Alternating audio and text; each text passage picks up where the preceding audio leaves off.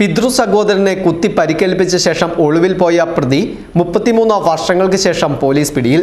കോഴിത്തോട് മൂഴിക്കൽ കൊച്ചുവീട്ടിൽ 52 വയസ്സുള്ള സുനിൽകുമാറിനെയാണ് മൂന്നാറിൽ നിന്നും പോലീസ് പിടികൂടിയത്. 1993 കേസിന് ആസ്പദമായ സംഭവം. 18-ാം വയസ്സിൽ പിതൃ സഹോദരനായ വിജയനെ കുത്തി പരിക്കേൽപ്പിച്ച ശേഷം തമിഴ്നാട്ടിലേക്ക് ഇദ്ദേഹം നാടുവിടുകയായിരുന്നു. 4 വർഷം ചെന്നൈയിൽ താമസിച്ച ശേഷം മൂന്നാറിലെത്തി. മതവും പേരുമൊക്കെ മാറി തമിഴ് സ്ത്രീയെ വിവാഹം കഴിച്ച് ജീവിക്കുകയായിരുന്നു. പഴയ കേസുകൾ പുനരന്വേഷിക്കുന്നതിന്റെ ഭാഗമായാണ് മൂഴിക്കൽ കുത്തുകേസ് പോലീസ് കുത്തിപ്പൊക്കിയത്. തുടർന്ന് നടത്തിയ അന്വേഷണത്തിൽ ഇയാൾ 3 വർഷം മുമ്പ് സഹോദരന്റെ വീട്ടിൽ വന്ന് പോയതായി വിവരം ലഭിച്ചു. ഇത് കേന്ദ്രീകരിച്ച് നടത്തിയ അന്വേഷണത്തിലാണ് മൂന്നാറിൽ ഉണ്ടെന്ന് അറിഞ്ഞത്.